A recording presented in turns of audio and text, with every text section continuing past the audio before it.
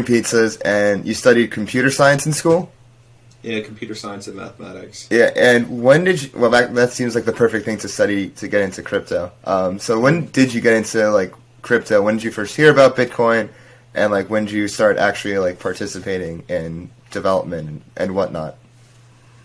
Like, it was a long gap from when I was, like, into crypto and, like, the time that I started doing development. Mm-hmm. Because they're really, like, people still talk about, like, DeFi on Bitcoin. It's like there's nothing really to do over there. the platform is like solidified. There's nothing really to attach to. Yeah. But like in 2012, I like started kind of like, I think it was like the third time that I'd heard about it, and like I kind of like I have this rule in my head that if I hear about something enough times that I like absolutely, people aren't just talking about it for no reason. And, you know, the crowd that I rolled with is like, you know, it's libertarian, like, you know, anarcho-capitalist kind of crew. Like literally the perfect crowd for Bitcoin. Yeah.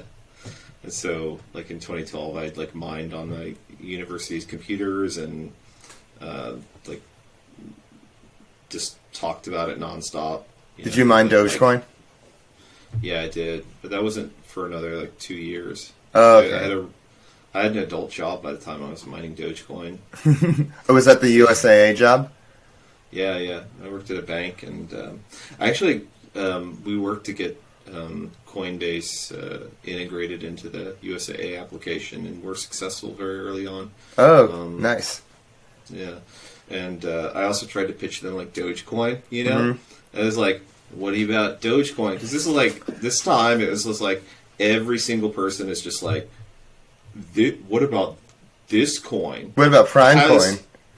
What about this coin has different proof of work system, different issuance? And then it would just be like 21 and Mastercoin and Peercoin and Livecoin and like there's everything was out at that time, like and it just. This is all bullshit. Yeah, it was a Cambrian explosion of proof of work coins. Yeah, and they'd be like you mentioned Prime Coin. They'd be like, well, this proof of work is actually like valuable for finding Mersenne primes, and so therefore it has to be more valuable than Bitcoin. This is like an ongoing meme that will like carry us to today, right?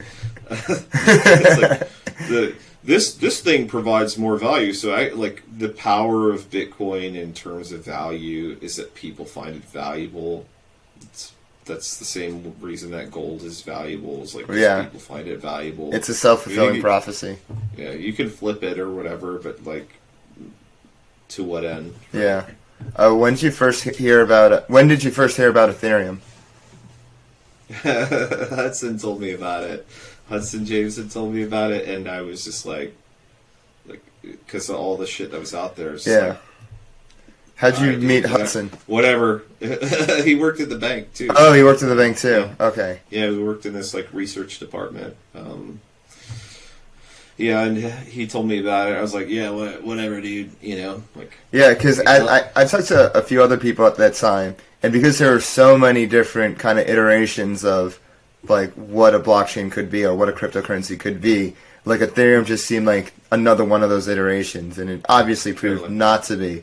So a lot of people think like, how could you have missed Ethereum? But like to most people, like there's just so much stuff just flying around and being tried. It's like kind of the same thing that's happening now with either like DeFi coins or gaming coins, or you know, even though like people in the space are deep into it, it's like you don't know what's going to blow up until after it blows up. It's kind of like inevitable, but it's so hard to say in the moment.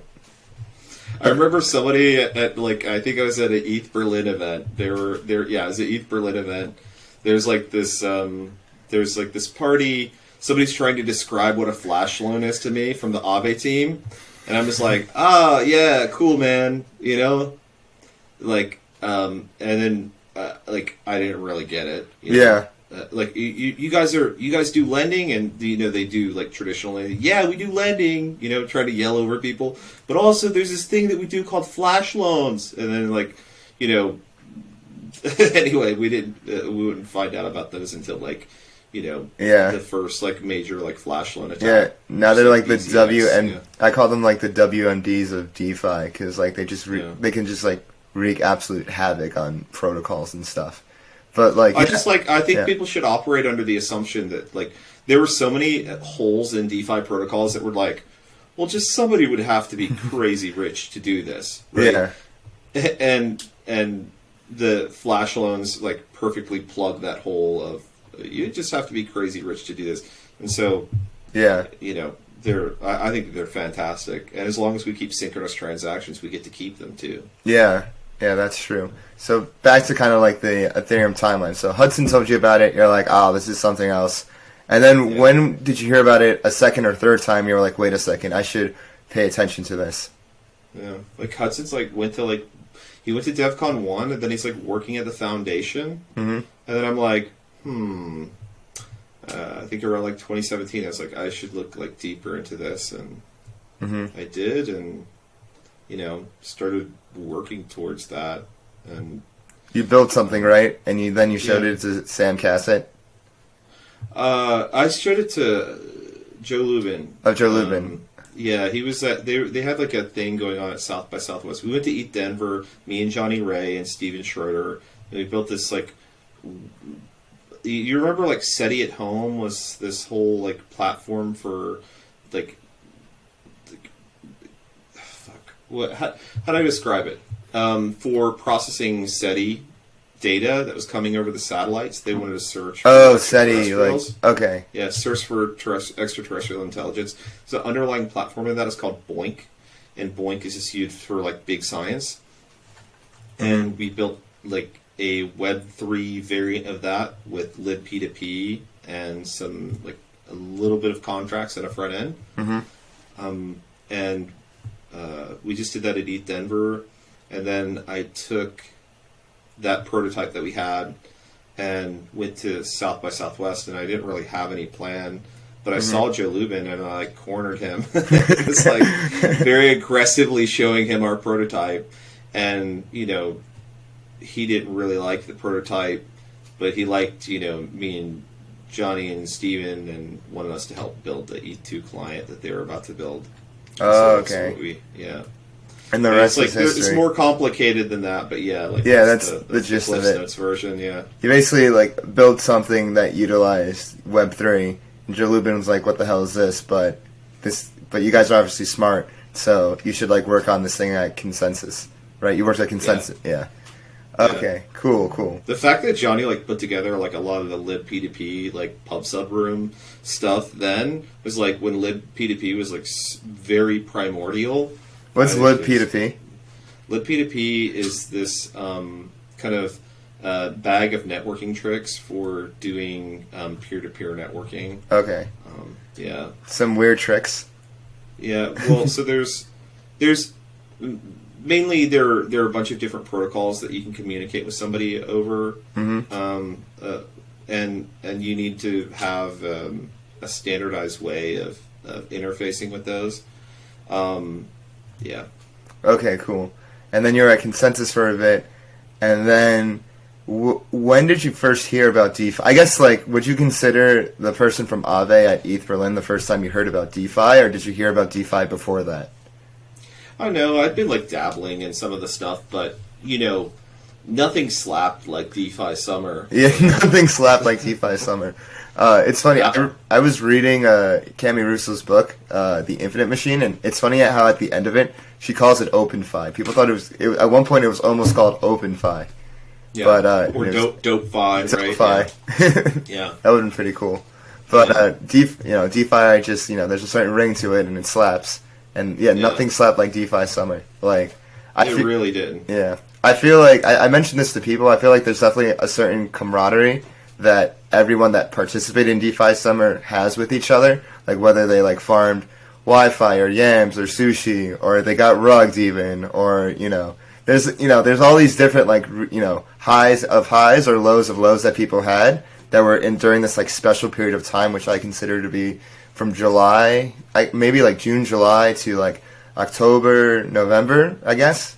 That that was DeFi Summer, and like all this stuff was happening. Cooled off, yeah. Yeah, it was. Yeah, it was just like a lot of fun.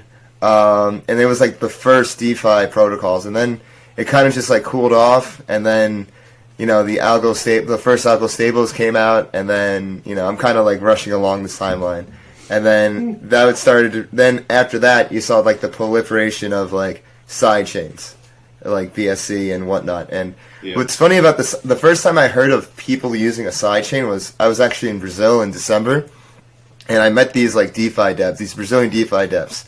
And they were talking about how they were building on Binance Smart Chain in December, and I'm just like, what do you mean you're building on Binance? I like kind of looked at them weird. I didn't like say anything. I didn't judge them or anything. But like in my head, I'm like, okay, but like it made sense because it's like it was like more economical for like back then and whatnot. And I'm sure they're doing super well right now, or like have like done like pretty well from them since. But it kind of like premeditated like what we saw with like BSC and Polygon and Phantom and like all these chains that like came out when ETH just got too expensive. But yeah, but like around that time in December, January, like that's when you joined SuShi. So like, how did that happen? Like, did like 0x Maki reached out to you, or or like how did that exactly happen? Yeah, between Consensus and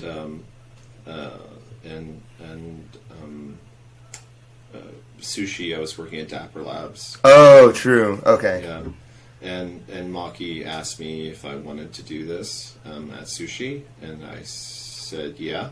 Okay. It's like a bit risky, but yeah. I knew that they had just a massive treasury, and like it's then like all bets are off, right? You then have the capability to implement just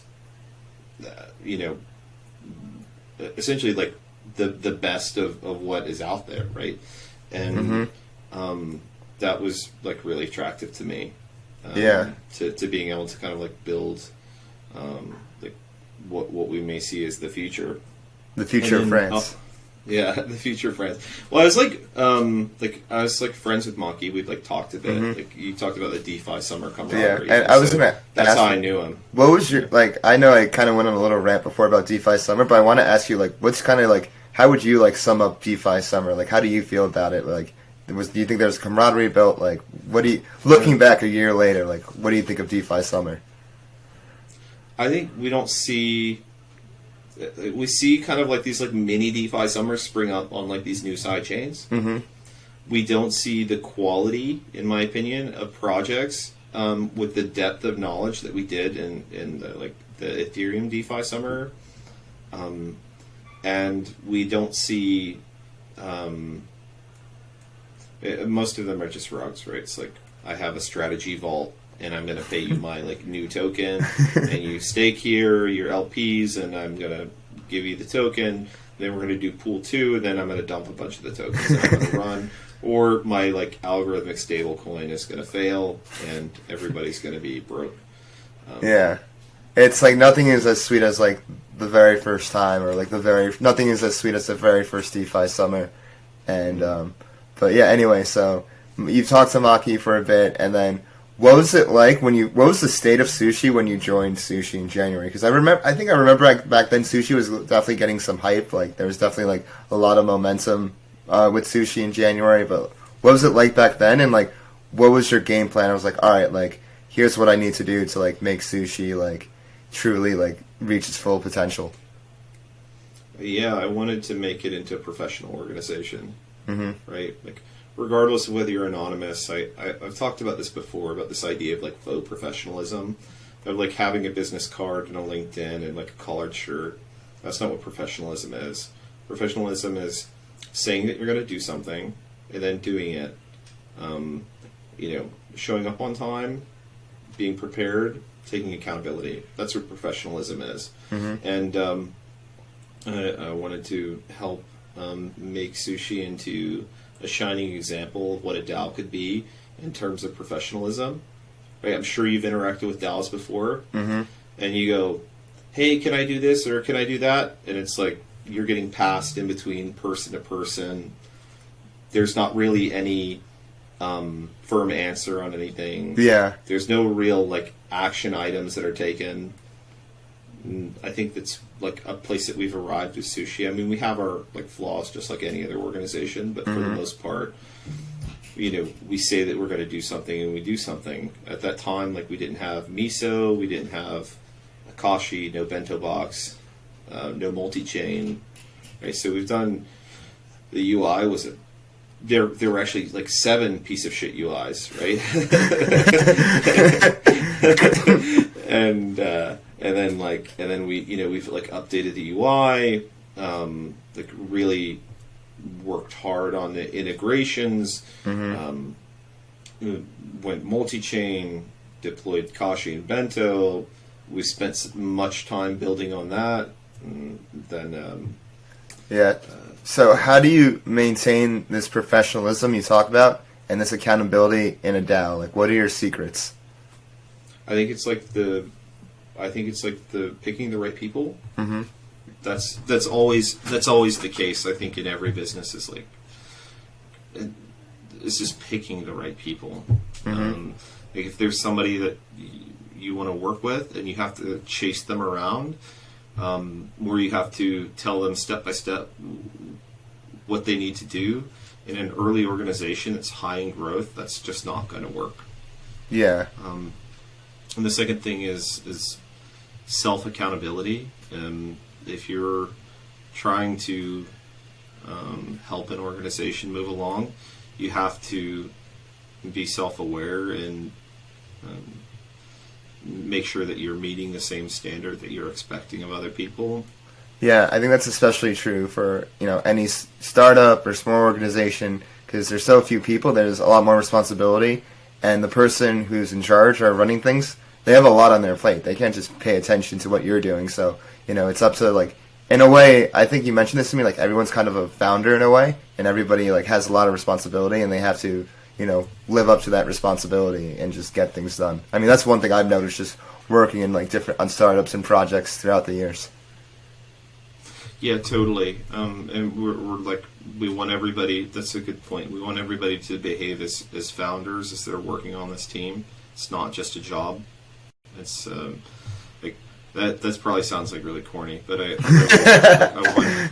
want everybody on the team to work as they have a decent amount of stake in SuShi and stake in the success of SuShi. Yeah, I mean, it may be a little corny, but it's absolutely true. Because think about how many people that work at startups that end up like founding their own companies, or in the future that will like found their own DAOs or their own projects or their own protocols. Like you hear, PayPal Mafia, Coinbase Mafia, like all this stuff. So like, I think there's definitely some truth to like, everyone's a founder, and like if you're like working at a DAO or working on a DAO or like a project, like that's a good mindset to have. Yeah. Yeah. And then the other thing is, it's like just holding people to account, right? It's like, you say you're going to do this thing. We don't necessarily have a firm structure on the way things are, but if you say you're going to do this thing or you're underperforming, we gotta have a talk. We gotta have an uncomfortable conversation. Yeah. About like, what do we do going forward? Yeah, for sure. There's a really great book that actually, like, myself and Maki and Rachel have all read independently, not even like together. It was called Rework. Rework is a great book if you're looking for something to understand how to be more nimble. Also, a lack of process is great. I hate process, and I think like, what do you mean? Like laying out a specific process for something very often becomes more cumbersome than the underlying thing. For instance, like, we can have stand-ups. That's great. But those stand-ups have to be productive. We have to be actually exchanging information. We actually have to be like cross communicating on the team. Yeah. If we're not doing that, then it's fuck that. That's a waste of everybody's time. We got we got 12 developers sitting in there in a call where we're just like kind of like doing this little kabuki where we talk about like what we were going to do. I don't want to do that, right? I only want to do it if it's valuable. Yeah. Otherwise, it's not very professional under your definition. Right. Yeah. It's like we put these like weird boundaries on like what is professional and what isn't. Like, don't talk shit on Twitter. That's professional, right? But or don't do this, and like that's not professional. But like really, it's about like accountability and behavior and your capability to deliver. Yeah. Speaking of talking shit on Twitter, I love the little bromance thing you have with Dan Robinson, like going back and forth over months. It's great. It's like whenever I see it, like I get like a little smile. Like, can you like comment on that? Like, when did you like first start like interacting with Dan Robinson? Was it like when you joined SuShi, or did you talk to him before that? I don't think I ever talked to him before that. I mean, he's a good dude. I like every time I come on a like podcast, somebody will like talk about like Dan. Yeah, I think Dan is brilliant. I think his work is. I think that the Uniswap white papers for V1 and V2 are absolutely like critical reading for anybody who's interested in learning about automated market makers. Mm-hmm. Also, the Uniswap V2 contracts are the absolute gold standard in smart contract development and design and mechanism design that you'll ever find. I don't think that there will ever be another like contract as clean as that. Okay. So like much respect. But yeah, I just like poking him. You, me, and all of crypto DeFi Twitter. Speaking of which, recently you in Paris. You know, you've been hyping up the 720. I was with you. You were hyping up 720. You and Gasper, and I was like, "Can you just tell me what it is?" And you're like, "Nah, we gotta hold it." And then I'm just like, "Hey, like, have you ever thought about doing concentrated liquidity?" And then you like were like, and then 720 came, and not only did you mention that, but you mentioned like a whole suite of just like this next generation AMM. So for those who haven't, seen your talk or like read the, any follow up Twitter threads or articles, can you explain what Trident is? And I just want to say, like, I walked into your talk, and I missed the bad trip, and I feel like I'm not going to make it because I missed the bad trip. And now that thing's worth thousands of dollars, I didn't even realize I wish I just like asked you after, like, hey, can I just like, I didn't realize you could just like scan the bad trip LSD thing and you got it, but it's funny because there are like a lot of stories that I hear about that, like just in and out, and they're like, no, dude, like no. But anyway, it's of artwork too. Like I honestly was just like held that, just that's kind of like a really cool like upgraded POAP. I kind of view it as like everybody there like has it. Yeah, now when I looked back, I was like, we totally should have used POAPs, but like, I was like, I was kind of like under time pressure, and I was like, okay, we'll just do we'll give them physical wallets, and I was like, I hit up Ether cards. I was like, Ether cards, can you guys make physical wallets? They're like, bro, we don't do that anymore. Like what year is it? And I was like, please. I guess. And they're like, all right, we got a card printer. We'll make you some. And so that was pretty cool. I have one thing to ask, like. When did planning for Trident start? So we've been kind of like knowing that we needed to build a next generation AMM, from for like a good like 6 months or so, right? And that all kind of solidified around the time that that V3 was coming out, like Uniswap V3. So we like around May 12th, right? So it was like probably a week after V3 came out. We were like, okay, we need to like work on this thing. And we had like stuff that was like Darius Swap and Myron that were kind of these like designs, and they didn't quite fit our needs yet. Especially like some of them had like weirder mechanisms that we had to, tame or remove. Anyway, so like Darius Swap, then Myron. This is like the code, custody or whatever, chain of custody, and then like from that, like the Myron base, we started working on Trident, with this idea in mind that we wanted something that would be like totally upgradable. I wanted. I requested many more features that we did not put in there.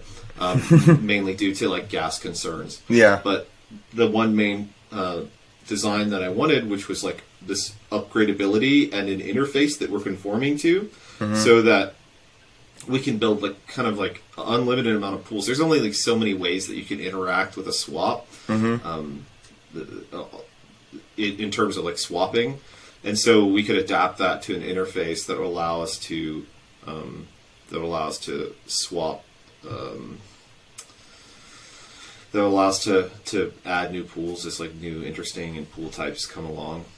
Yeah, because I'm sure there'll be like other new ones in the future. I mean, DeFi is so new, and I saw that picture you put of the iPhone, like, you know, SuShi's the iPhone, and then there's Bento Box, and then there's like Uniswap or SuShi Swap, and I really like that picture because when I describe to people outside of crypto what Ethereum is, I say like, oh, Ethereum's the iPhone, and all the dApps are apps on top of it. So it's I think that type of comparison is very easy for people to digest. Totally. And so that was the second major feature that I wanted, that we worked together on, was Bento Box integration. Bento Box is so ahead of its time. Like, this is like, it reminds me, like, just Ethereum in general, like, coming in 2015 was so rare. Yeah. Ethereum was very much ahead of its time. I think Bento Box is the same way, and we'll look back at this. The way Bento Box works is this basically this vault, and tokens come in, but you're allowed to have applications on top of the vault. And as tokens come in, the actual underlying tokens are taken and put into yield strategies, and so they're getting like exercised. But that the virtual balance of that individual token is made available to the application. And so that application can then kind of, like, if you want to provide liquidity on Trident AMM, or you want to lend or borrow that token on Kashi, right? You can do that because the underlying principle is that there's never going to be, no one is ever going to try and withdraw 100% of the underlying. So basically, the unused liquidity is put into Kashi, and then you earn interest on that liquidity.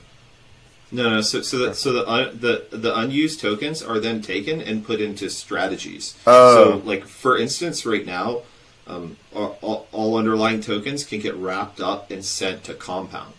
Oh, okay. So we have, like, in Kashi, we'll have, like, I don't know what we have like 20, 30 million in TVL right now. Those underlying tokens, right, that are like USDC, you know, SuShi, Uni, Tether, whatever, they get wrapped and sent to Compound. Okay. And it's like this interesting accounting principle, like, where we'll have like kind of 80-20, where you never have. How does it get sent to Compound if it's not like one of the Compound tokens? Yeah. So, like, we have the underlying token. Okay. And that goes through the strategy and goes on to Compound, becomes a C token. Oh, it becomes a C token. And it's making the yield, right? And then you can call a method on the strategy that will recover the token for you. Okay. And then will return that to you. It's a bit hard to grasp at first. Okay. I think I'm going to try to say it back. So you have your LP tokens, and then you send the LP tokens to the strategy, and then you wrap the LP token, and that No, let's back up. Yeah, okay. So we have Bento Box. Yes. And we have applications that are built on top of it. Okay. And what those applications have is a virtual balance, which is like that is, I don't know, computer science speak for it's not real, right? That virtual balance is like the way that a balance sheet at a bank is not real, right? When I go to the bank, or when I go to my bank's website, it says I have this much money, right? But they don't have a shoebox at the bank that says, like, has like Joe's money written on it with that same balance inside of it. They have a vault, right? And some of that money that's inside of the vault gets lent. Some of that money gets invested. Okay. Some of that money is actually just sits as cash, right? And that's the same way that Bento Box works. Okay. Tokens come into the vault.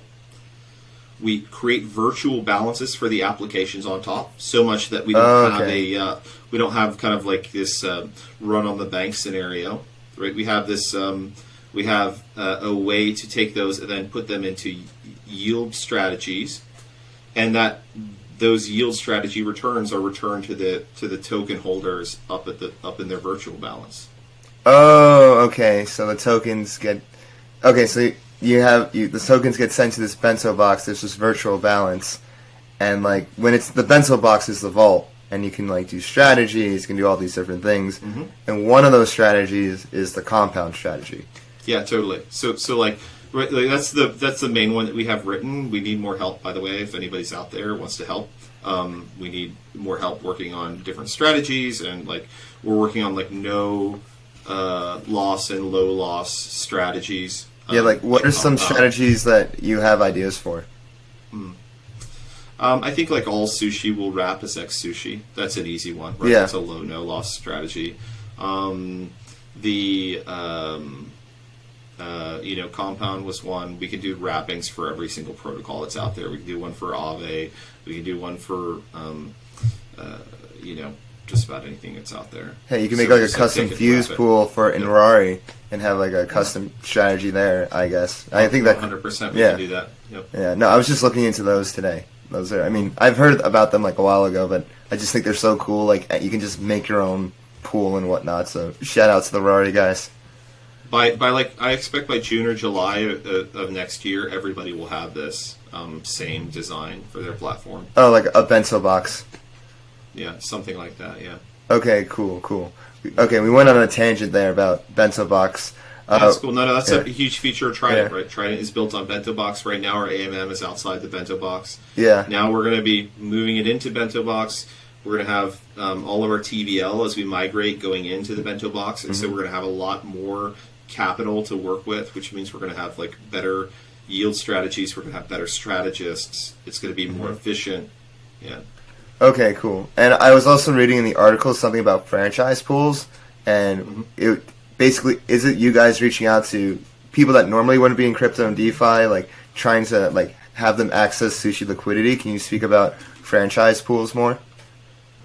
Yeah, so that's not going to be in the launch version. Okay. On like that's coming up.